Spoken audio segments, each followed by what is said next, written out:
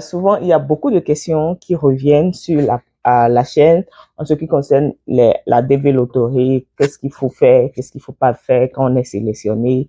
Beaucoup de personnes me posent beaucoup de questions, soit dans les commentaires, les emails, tout ça. Alors aujourd'hui, je fais une vidéo pour répondre à vos questions. On se retrouve juste après le générique. Restez.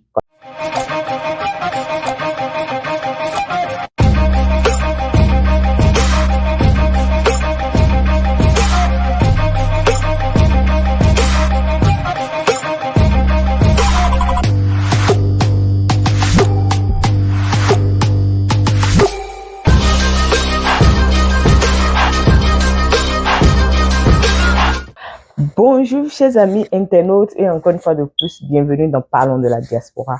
Si tu me découvres grâce à cette vidéo, mon nom c'est Lucrèce Messessi, une passionnée de tout ce qui touche la vie de la diaspora. De quoi parlons-nous sur ces chaînes? Nous parlons de l'immigration, de la vie en Occident, comment la diaspora africaine de l'Europe et de l'Amérique du Nord arrive à s'intégrer, de comment réussir à investir en Afrique tout en restant à l'extérieur et comment augmenter et multiplier tes sources de revenus. Si nos sujets t'intéressent, abonne-toi à la chaîne. N'oublie surtout pas d'appuyer sur la cloche de notification pour ne rien manquer de nos vidéos à venir. Internautes, comme je le disais, dans cette vidéo, on va essayer de revoir les questions qui reviennent souvent sur la chaîne et comment donner plus d'éclaircissement à tout le monde. Alors, la première question à laquelle je vais donner des réponses, c'est la question d'une dame qui dit « J'ai une préoccupation, je me suis inscrite en tant que mariée pour faire bénéficier la loterie à mon homme. Dans l'objectif de nous marier, mais il n'est pas intéressé d'aller aux USA. Au cas où je suis sélectionnée, comment je remplis la DS 160? » Là, je vois deux problèmes déjà. Elle pense qu'il y a un seul problème, mais moi, je vois deux problèmes. Le premier problème, c'est qu'elle a rempli le DS 160 en tant que mariée. Or, ils ne sont pas encore mariés parce qu'il y a une partie, elle dit, dans l'objectif de nous marier. Donc, elle a rempli en tant que mariée. Si tel est le cas, c'est déjà un problème et je ne peux plus continuer de lui répondre parce que j'avais fait des vidéos ici et je vous ai dit, respectez votre statut. Avoir des enfants avec quelqu'un, vous vivez en concubinage, ce n'est pas le mariage. C'est peut-être en Afrique, on considère même le mariage traditionnel. Ici, il faut être légalement devant un maire pour pouvoir dire que vous êtes légalement marié et mettre le statut de marié. Donc, ça, c'est déjà une erreur. Je ne sais pas si je dois continuer de répondre. Mais OK, si en réalité, ils étaient réellement mariés et que elle a joué en tant que mariée, elle a ajouté le nom de son mari et c'est pas que c'est après les résultats qu'ils iront se marier. Alors, je vais lui dire tout simplement d'essayer de trouver les mots pour convaincre son mari pour qu'ils aillent à l'interview. Et une fois le visa en main, le mari peut décider maintenant de ne pas aller, de ne pas voyager. Il n'y a pas de souci. Mais qu'elle trouve le moyen de le convaincre d'assister au moins à l'interview pour qu'ils obtiennent le visa. Deuxième question à laquelle nous allons répondre, c'est la question d'un monsieur qui dit « Bonjour, moi j'ai un numéro de confirmation, mais je ne sais pas par où commencer.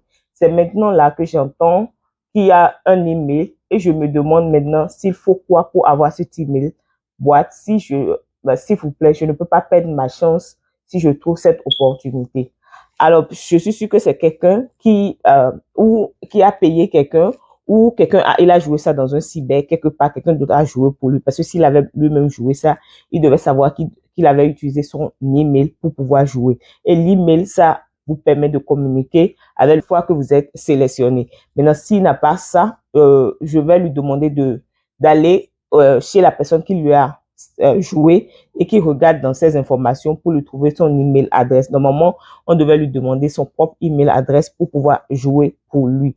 Donc, le numéro de confirmation, c'est le numéro qu'il vous faut pour pouvoir voir si vous êtes sélectionné ou pas et votre année de naissance pour pouvoir regarder votre résultat le 6 mai prochain. La troisième question à laquelle nous allons répondre, c'est la question de monsieur. Il dit « Bonjour à vous, j'aime beaucoup ce que vous faites. J'ai une préoccupation. J'ai postulé, mais j'ai une faible capacité d'audition, ce qui fait que je porte des aides d'audition pour améliorer le niveau d'audition.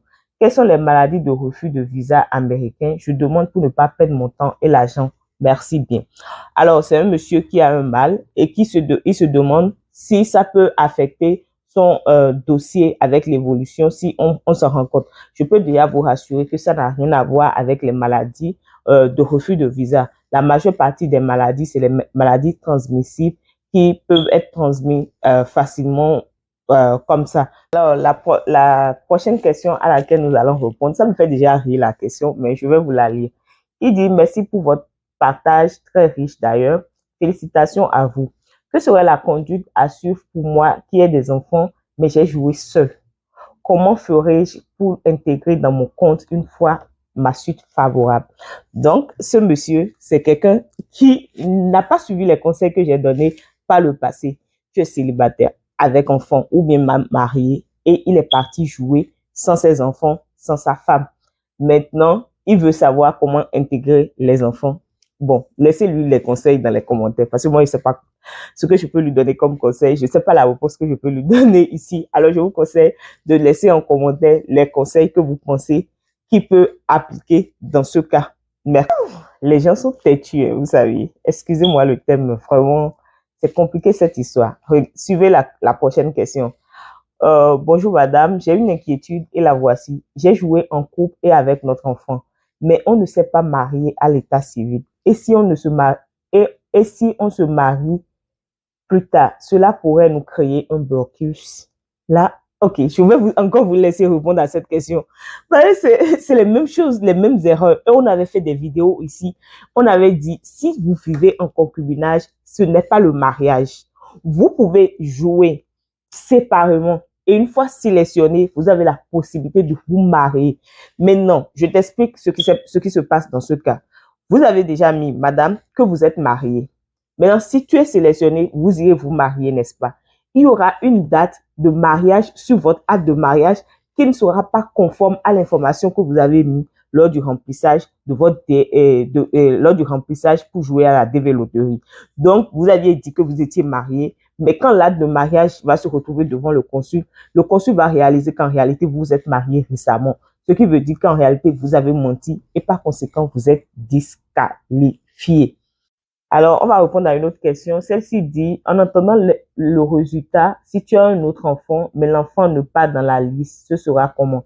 Je suis sûre que c'est une femme et elle était enceinte quand elle a joué, donc elle n'a pas mis les informations de l'enfant qu'elle portait. C'est chose normale parce que l'enfant n'était pas encore né et elle demande ce qu'il faut faire. Ce qu'il faut faire, vous avez la possibilité d'ajouter l'enfant lors du remplissage de votre DS 260 parce que cet enfant n'était pas né quand vous étiez en train de jouer. Il n'y a pas de souci.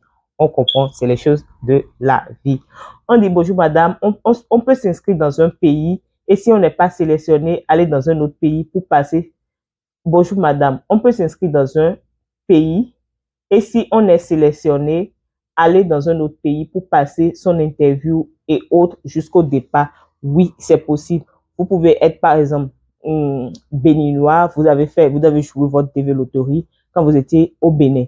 Maintenant, les choses ont évolué et puis vous avez un boulot au Niger ou au Mali ou dans un autre pays et vous aimeriez continuer la procédure dans ce pays. Oui, vous pouvez le faire et vous assurer que ce pays a une ambassade des États-Unis ou un consulat des États-Unis dans ce pays. Maintenant, l'information qu'il faut mettre, c'est lors du remplissage de votre DS 260, mettez le lieu où vous aimeriez passer votre interview. Alors, ça serait vraiment tout pour les questions aujourd'hui. Mais avant, ce que j'aimerais vous raconter la petite histoire d'un monsieur qui, des années, c'est une histoire, je ne connais pas personnellement la personne, j'ai vu ça sur le net, où il jouait depuis des années avec femme et enfants, mais ça ne marchait pas. Alors, il a dit, OK, ça fait 5 ans que je joue avec ma femme et mes enfants. Aujourd'hui, je vais essayer de jouer tout simplement en tant que célibataire. Et malheureusement, je vais dire, ou heureusement, à vous de me le dire, il a joué en tant que célibataire et il a été sélectionné.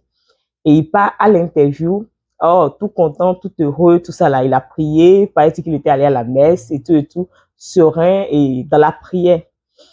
Il arrive là-bas, on le reçoit et après, on l'amène dans un autre bureau. On commence par lui poser des questions. Est-ce qu'il est marié? Il dit non, qu'il est célibataire, tout ça là.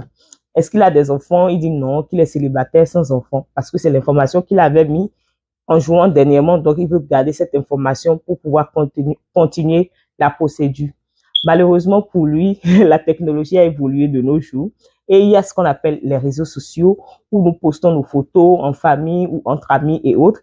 Et on lui sort sa photo de mariage qu'il avait postée sur les réseaux sociaux comme quoi, monsieur, vous dites que vous n'êtes pas marié, mais là, c'est qui? Voilà l'alliance à votre doigt sur cette photo et ça, c'est votre femme, ça, ce sont vos enfants, pourquoi vous nous mentez? C'est là, il a vu que c'était vraiment la fin du monde pour lui, tout ça là. Mais il y a deux parties dans cette histoire. Même s'il n'avait pas posté ces informations sur les réseaux sociaux, ce qui est sûr, cette personne ne pouvait pas avoir le visa parce qu'il avait commencé déjà par dire qu'il était marié.